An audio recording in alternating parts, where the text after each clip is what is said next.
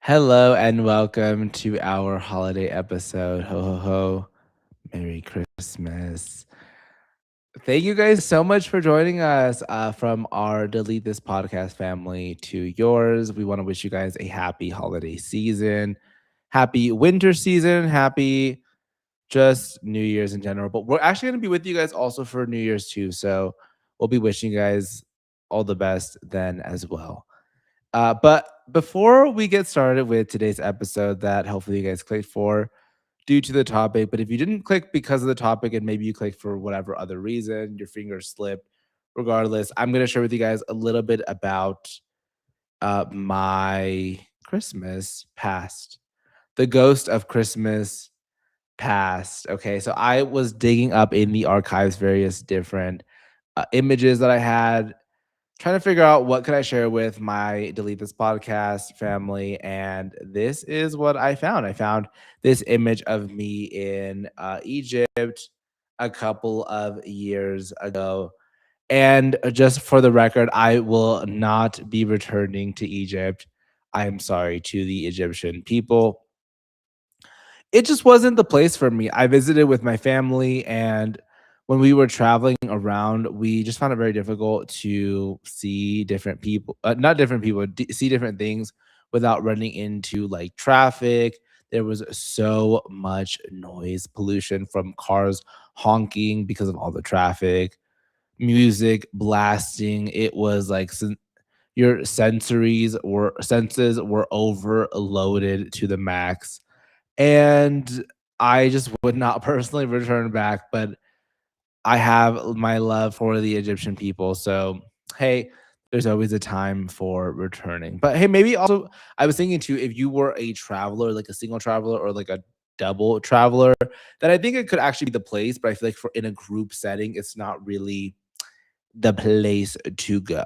But I have another photo that I wanna share with you guys, which is me celebrating the holidays. I don't know how far or how long ago this photo was taken, but this is like a classic Munoz holiday, which is like in my family, we just get together and open gifts, we eat food, and we exchange. As you can see here, I am with my gifts, but it's not really like a huge thing in our household necessarily. So this is more of like a classic holiday. Obviously, when I was well, not obviously, you guys don't know, but when I was growing up, we used to get together with my cousins, with my family, and during that time, we obviously would share gifts with one another, and it was so much fun. And as we grew up, we sort of all went our own ways, which is normal as adults. But unfortunately, I haven't had a Christmas like that where it's been like a giant group of people. Of course, I see my family still, but it would be nice. It would be cool. All right, for today's topic, we are talking about Miss Sydney Sweeney because she has gotten herself, well, she's been in controversy, she's been in people's mouths, she's been discussed upon various times. But I wanted to get to the bottom of who this girl was because, like, okay, I know that she is on Euphoria. I know that she is on various different new projects, usually more like adult style projects. But I never fully understood why she was getting targeted or why people did not like her. And then I continued to do some research, and then I was like, okay, people are maybe not liking her for not the best reasons. So we're going to get into all of that in today's episode. But before we jump in, if you are enjoying this episode, please make sure that you connect with us on our social media. We share clips, updates, and keep the conversation going on our social media channels. Your support helps our show grow, and we will be right back.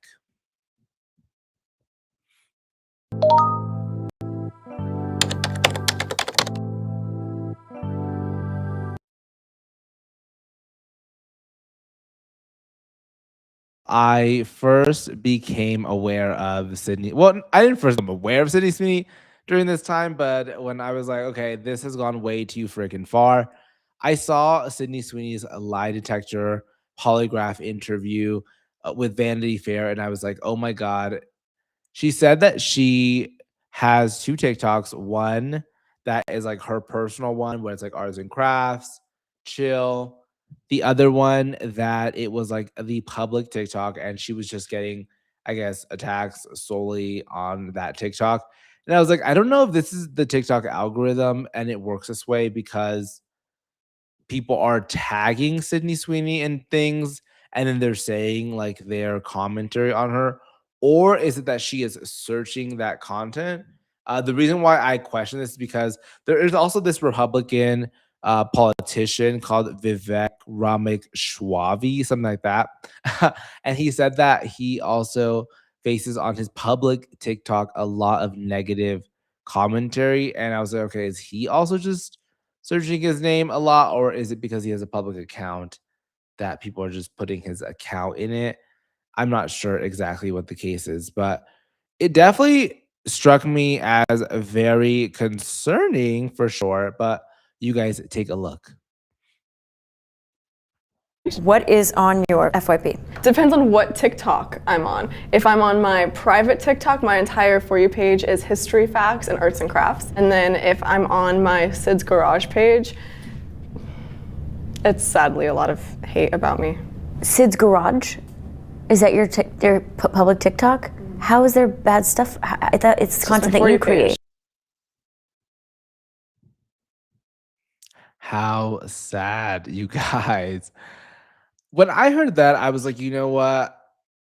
What has this girl done? I need to understand. I truly was like, oh my God, what did she do? Like, can somebody please recap me on what Sydney Sweeney has been up to? And I started looking back at Sydney Sweeney's history and was like, okay, I think that this is actually just a very misunderstood person. Obviously, most of us are familiar with Sydney Sweeney when she starred in Euphoria, but what a lot of us have not necessarily seen is kind of like the journey that it has taken to get there. But I think that one of the more recent commentaries that I saw on Sydney Sweeney was that she was cheapening her image by being in various different commercials, starring as like a spokesperson for various different products. And it seemed like she didn't necessarily have an angle to herself at that time. Let's go ahead and take a look at one of those commercials that she shot for Dr. Squatch.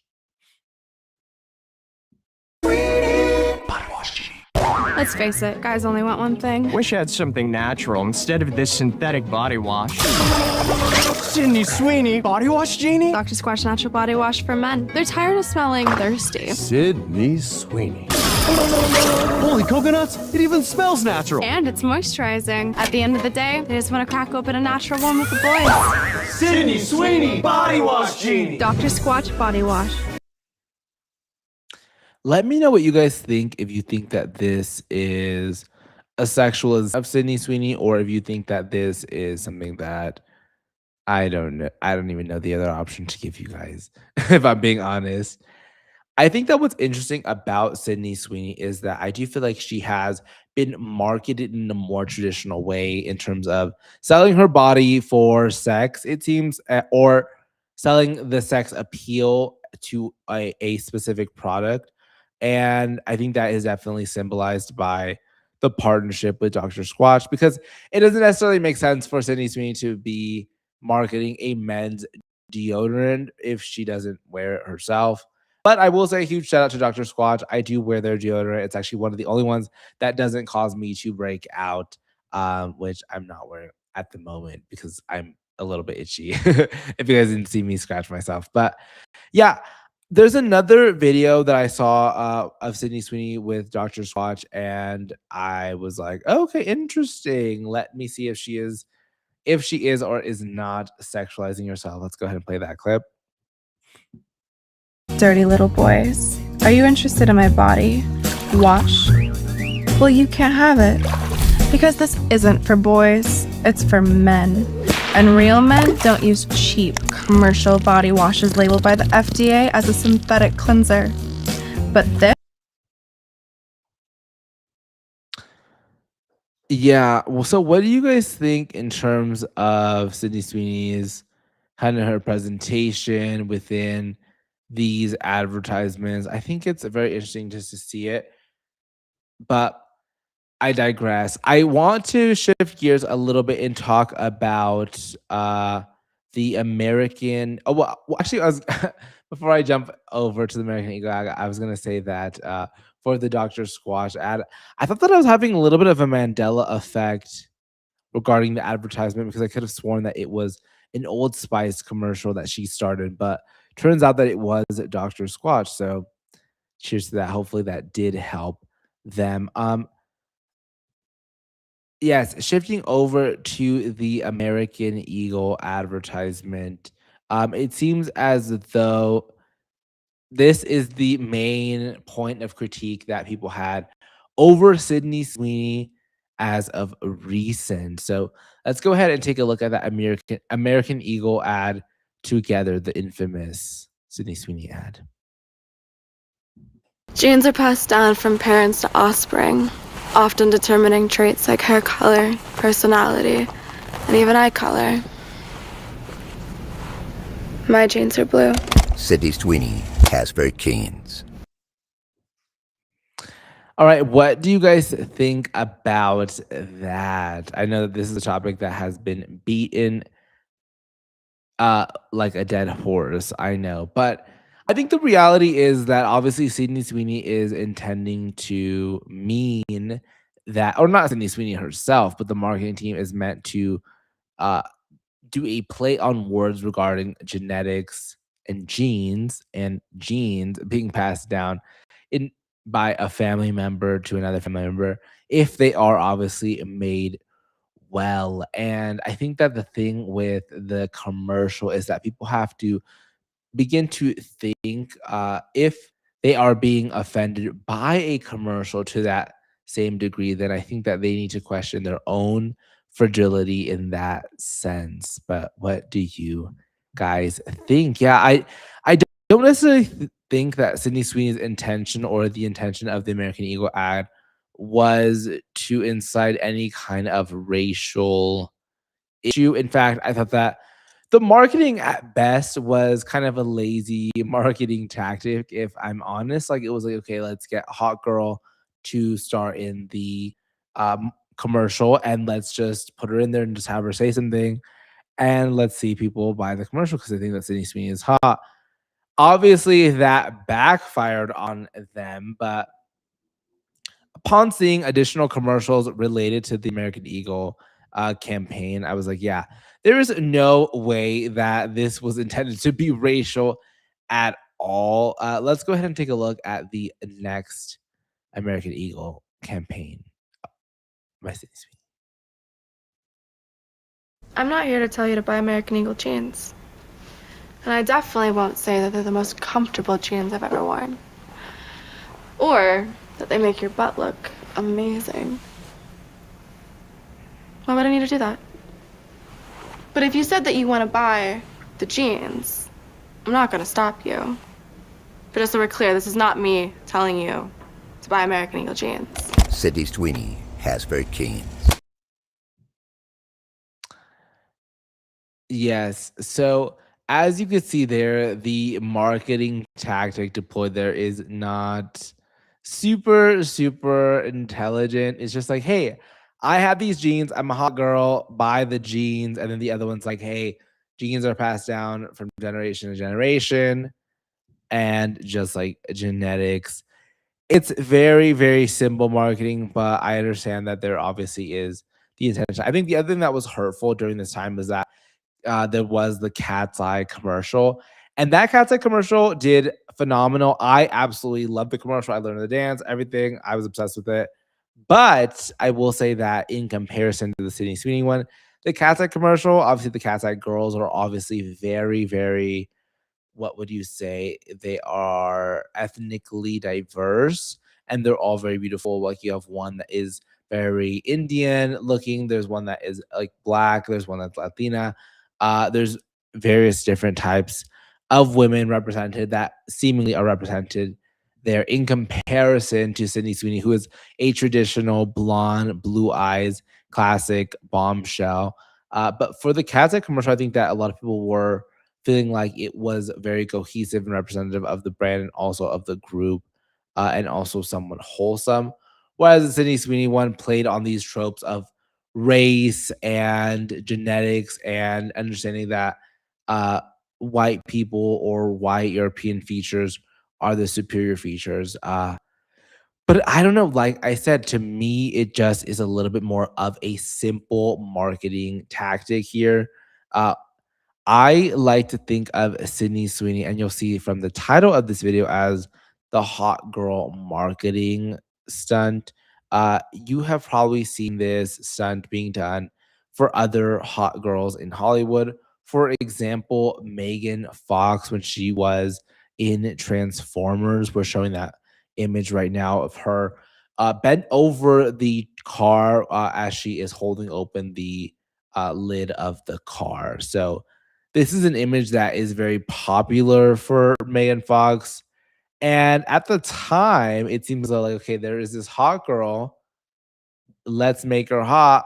That has to be just like a decent actress, and then let's just put her in a bunch of movies. But I guess now people are like, nope, we do not want that. But I think people do want it. I think it's just that with Sydney Sweeney, she just resembles a very classic American girl. And I think people nowadays honestly look for figures or idols that are a little bit more racially ambiguous or representative or diverse, such as Cat's Eye. And just to close this off, I just want to show you guys this video of Sydney Sweeney doing the last American Eagle ad that I found. I want you guys to judge for yourself. Is this Sydney Sweeney representing the white power, the Aryan race, or is this Sydney Sweeney just doing a jeans ad? Let's take a look.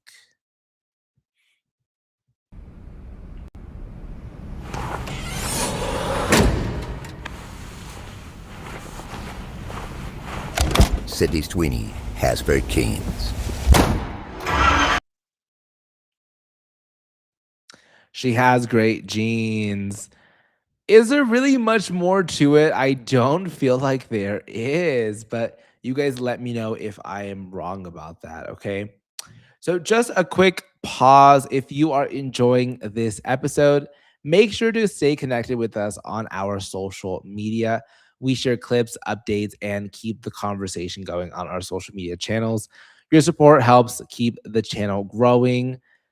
Back to our episode. All right, so I was digging into the Sydney Sweeney family, and I was like, okay, so if it is not that she is okay, obviously she's this beautiful bombshell. She is making millions, most likely on a contract to sell deodorant. Which, by the way, I have to say that why would you not do it if you were hot enough to make a couple $1 million selling a product? Why would you not do it? Of course, for me, I feel like I would have to make sure that I align myself with the product. I wouldn't just be like, yeah, I wouldn't just do something random, which to me, the deodorant was random for sure for Sydney Sweeney, but I, of course, would do something for that amount of money. Why not? It's like a day of shooting, if not more. But, anyways, I was digging into Sydney Sweeney's family, and I was like, okay, well, if Sydney Sweeney's family maybe makes a lot of money, then that kind of makes sense because I feel like we are kind of in this new age of Nepo babies. We have Hailey Bieber. We have Lola Young, who is the girl that sang that song, Messy. We also have the girl Gracie Abrams, who is the girl that sang the song something. I cannot remember. Hopefully we can pull that song. But it was everywhere. And I didn't know that those were Nepo babies at the time. I think when I was like I love Lola Young's song, Messy. And then I loved the Gracie Abrams song. And then I was like, okay, cool, cool, cool. Hailey Bieber also thought she's cool. She's a cool gal. So I was like, maybe Sydney Sweeney is part of this camp of girls where she just happens to be like a Nepo baby. So upon further research, I was like, wait, actually, she is not an Nepo baby at all. So there is this article by Style Magazine, and it's titled, "Who are Sydney Sweeney's mom and dad?" I guess they're British. Lisa and Steven, obviously not her parents, the reporters. 5 things to know about the White Lotus stars, parents, their careers, marriage, and infamous MAGA birthday party. I forgot about that MAGA birthday party. Never did I continue to look into it because, like, you know what? I don't give a flying fuck because it's just somebody's family that has nothing to do with me. Anyways, so when I was looking into the Style magazine article, I saw number 4, which is that Lisa and Steven filed for bankruptcy and divorce. I continue to see this over and over when I was looking into kind of Sydney Sweeney's background. It seems so her parents got a divorce or filed for bankruptcy because they invest a lot of money in flying Sydney Sweeney out to Los Angeles from Spokane and back and forth for like small gigs. And she obviously did book a couple of gigs during her time, but nothing monumental, nothing that was kind of like worth that price point. And I think that with Sydney Sweeney, the thing that I resemble with her the most is that we both have this like hustler mindset. I feel like because I'm like, okay, she obviously doesn't come from money. So why would she like there's even more incentive for her to do a multi-million dollar deal with Dr. Squatch for a deodorant. Okay. If all she has to do is show some cleavage and get paid a multi-million dollar contract, do you think that she is an idiot for not taking that money? Of course she's not, and you would too. I would too, Sydney, okay? Just know that. Just know that, Dr. Squatch. Actually, I would too. I think that also the other thing with Sydney Sweeney is that she just is like she has made herself to become the provider of her family. Like I said, her father and her mother do not really come from like a lot of money. They went bankrupt trying to help her with her job. So now she is most likely both providing for herself and her family. And that is a weight that, a young Sydney Sweeney would not think about putting on herself. But it is the weight that she is wearing now. And it's something that is very understandable. So I don't hate on her. There is no shame in Sydney Sweeney's game in my book. And I just say, Sydney, please, please, please, please do not lower yourself to work with someone like Glenn Powell again. Have you guys seen this movie with Sweeney and Glenn Powell? It is called Anyone But You. It is god awful. I was watching the movie the first time when I was flying on a plane. I get very anxious flying on planes because of the turbulence. And I'm like, okay, let me put on a movie. I want to distract myself from anything. And I put this movie on one time and it was making me feel more anxious than before. And I was like, holy shit, get Glenn Powell off of my screen. I want nothing to do with him.